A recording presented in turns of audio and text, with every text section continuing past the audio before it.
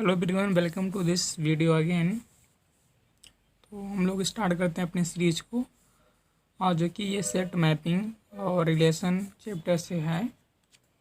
ठीक, तो ये पहला क्वेश्चन है कि a sequence of a real number is a function from, option में दिया गया है आपके n to n, B option है n टू रियल नंबर, और सी ऑप्शन है r टू n, और डी ऑप्शन है R2। और ये आपके एग्ज़ाम का है 2010 का। ठीक, अब क्वेश्चन देखते हैं। A sequence of real number is a function from. तो हम जानते हैं क्या होता है कि सीक्वेंस एक फंक्शन होता है, मैपिंग होती है कहाँ से, जिसका डोमेन नेचुरल नंबर होता है, और रेंज जो है कोई एक सेट हो सकता है। ओके, तो हम सीक्वेंस की डिफिनीशन यहाँ लिख दे रहे हैं एक बार।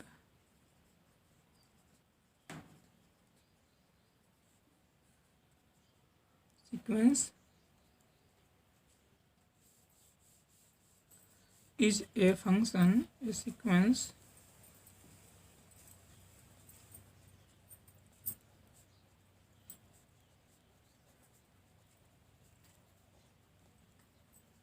is a function from natural number to a set। यहाँ पे कोई सेट हो सकता है, लेकिन यहाँ पे sequence of a real number का है, तो जाहिर सी बात है ये आर में जा रहा है। ओके, देन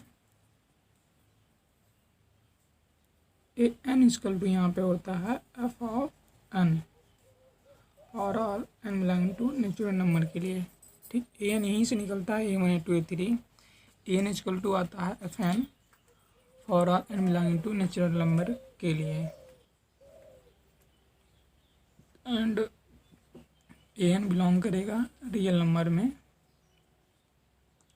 यहाँ तो ये कौन सा करेक्ट ऑप्शन हुआ आपका? बी करेक्ट ऑप्शन हुआ। Sequence is a function from N to, जिसका डोमेन जो है हमेशा नेचुरल नंबर रहेगा। ओके, और ये 2010 का क्वेश्चन पूछा गया था। तो ये तो रहा पहला, हम लोग दूसरा देखते हैं अब।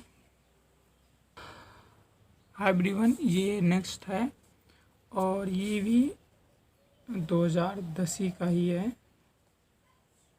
क्या पूछा गया था कि if x equal to ABCD and y equal to 4 5 6 7 then x union y is. तो बहुत ही सिंपल है, आप लोग इसे निकाल ले जाएंगे। यहाँ पे यूनियन में इतना याद रखना, जो कॉमन आता है उसे सिंगल ही हम राइट करते हैं।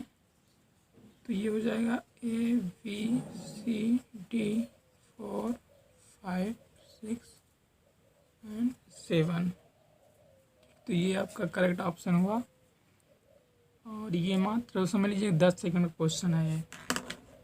लोग नेक्स्ट देखेंगे। चलो, ये वाला आप क्वेश्चन देखिए, और ये थोड़ा सही क्वेश्चन है, टीईटी की 1999 क्वेश्चन है। ओके, क्या है कि if f and g are a function such that f(x) equal to 3x plus 1 and f of g of x is equal to x minus 2, then gx is equal to। Okay, और आपके option में दिया गया है x minus 3/3, दूसरा x plus 3, तीसरा 3x minus 1, चौथा x plus 3/3। ये gx दिया गया है। तो सिंपली हम क्या करेंगे, यहाँ पे हमें gx को कुछ ना कुछ चूज करना पड़ेगा। तो चूज कहाँ से करेंगे हम? जो हमें दिया गया ऑप्शन है। बस बात ये करनी है कि अगर हम सटीकता से चूज कर ले जाएं पहली बार में, तो हमें सारे लगाने नहीं पड़ेंगे, लेकिन तो हमें वन बाई वन चेक करना पड़ेगा इस कौन से करेक्ट होगा जो इस फंक्शन को सेटिस्फाई करेगा। तो हम यहाँ पे जो है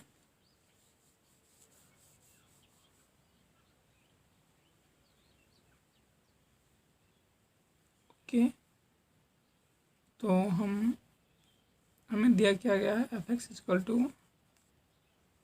3x+1 को and F of G of x equal to ये दिया गया है x माइनस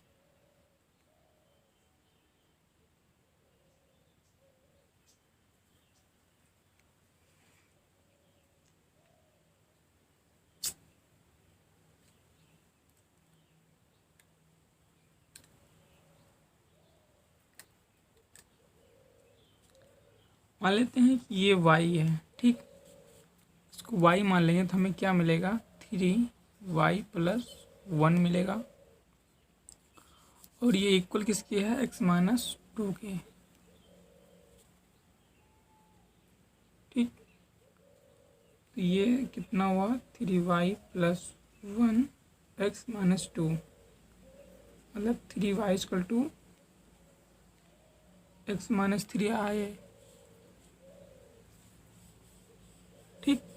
यहाँ से y इक्वल टू क्या आ जाएगा, x-3/3।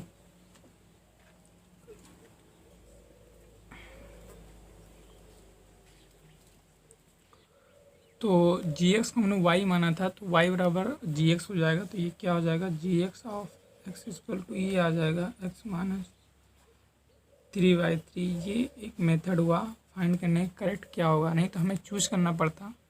सिंपली कुछ नहीं, हमने एफ को इसको y मान के इसके रिप्लेस कर दिया, यहाँ पे कर दिया, फिर ये इक्वल था इसके, यहाँ पे रख के हमें y की वैल्यू मिल गई क्योंकि x-3/3 है और ये gx हो गया। तो ये करेक्ट ऑप्शन हो गया और ये क्वेश्चन इंपॉर्टेंट था, तो इसे आप लोग रिवाइंड करके ज़रूर देखिएगा।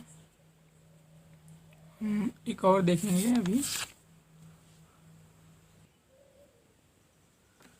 और ये रहा नेक्स्ट क्वेश्चन हमारा, और ये आपके 2000 का क्वेश्चन है, 2004 का क्वेश्चन है, ठीक। तो क्वेश्चन क्या देखते हैं कि let S be a set of 2 element, S कोई सेट है जिसमें 2 एलिमेंट हैं, then the number of the different binary composition that can be defined as. तो नंबर ऑफ बाइनरी कंपोजिशन पूछता है, और तो ठीक है, बाइनरी कंपोजिशन जानते हैं कैसे डिफाइन होता है। बाइनरी कंपोजिशन डिफाइन होता है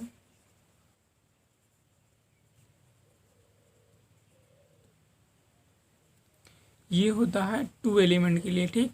ए स्टार बी इक्वल टू जो भी कुछ आएगा ये बिलोंग करेगा सिंगल एलिमेंट में आएगा ये, ठीक। ये आता है आपके सिंगल एलिमेंट में। तो जो बाइनरी कंपोजिशन हो जाएगा, इसका जो फार्मूला आता है, मतलब कि number of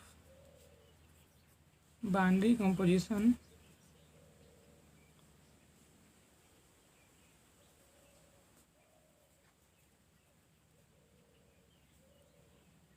in a set containing an element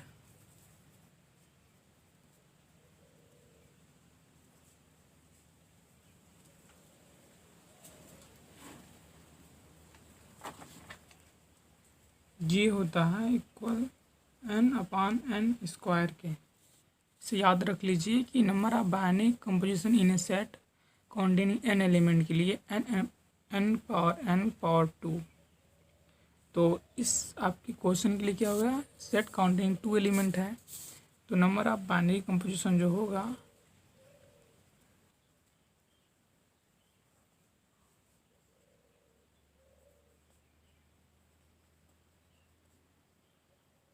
ये हो जाएगा 2⁴,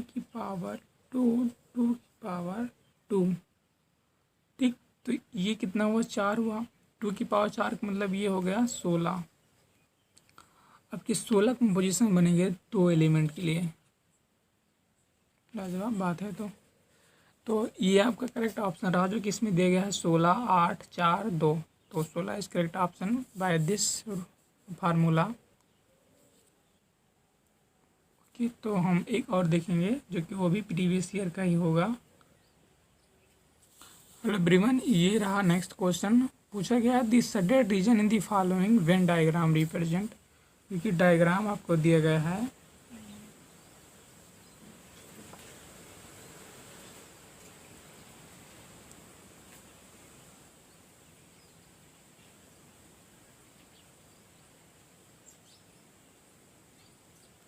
ये आपके क्वेश्चन में दिया गया है और ये क्वेश्चन है आपका टीजीटी के, सारे टीजीटी के रहेंगे और सभी प्रीवियस ईयर के क्वेश्चन रहेंगे। इससे आप लोग निश्चित रहिए, हमेशा हम उसी को सॉल्व कराएंगे जिससे आपको कोई प्रॉब्लम ना हो, आपको आइडिया मिलता रहे।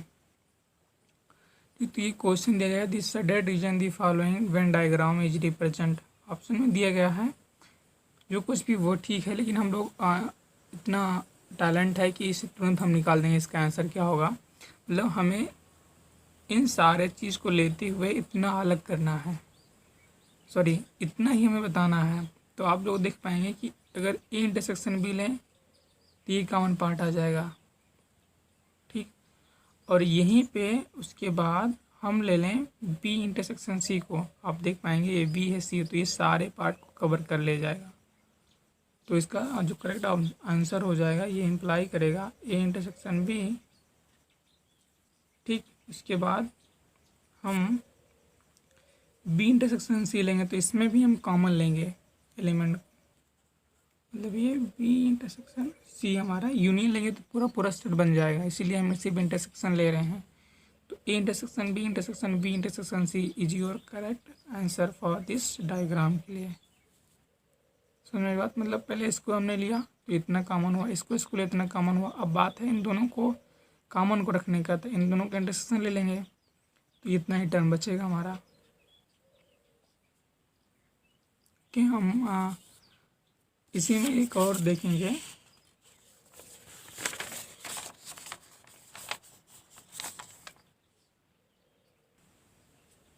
ये क्वेश्चन देखिएगा, ये क्वेश्चन थोड़ा खास है और ये आपके 2010 का क्वेश्चन है, ठीक।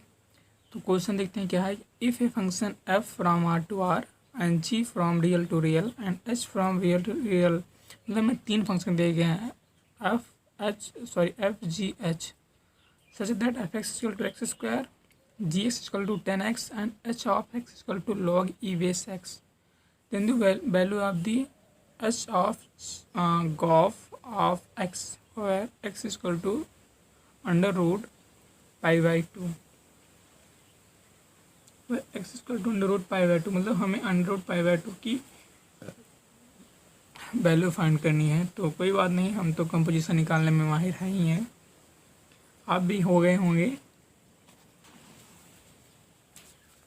तो हम लेते हैं h of G of X, okay. तो ये इक्वल हो जाएगा आपके H of G of F X के। तो H of G of F X कितना है आपका, एक्स स्क्वायर है, एक्स स्क्वायर हुआ। अब H of G X square जो आ जाएगा वो कितना आ जाएगा, जी एक्स, ये हो जाएगा 10x स्क्वायर,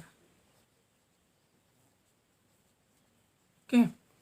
अब एच ऑफ 10x स्क्वायर क्या हो जाएगा, लॉग एक्स के स्थान पे इसको रिप्लेस कर दो, तो ये कितना हो जाएगा H of log E base 10x square, 10x square हुआ।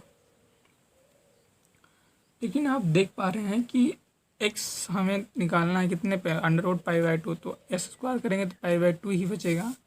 इसको हम क्या लिख सकते हैं, log E base 10 pi by 2, और पाई बाई 2 जानते हैं कितना होता है 10, ये 90 हुआ, और 10 90 हमारा जो आ जाता है वह इन्फिनिटी आ जाता है, ठीक। तो इसकी वैल्यू लॉग ई बेस की वैल्यू इन्फिनिटी हुई।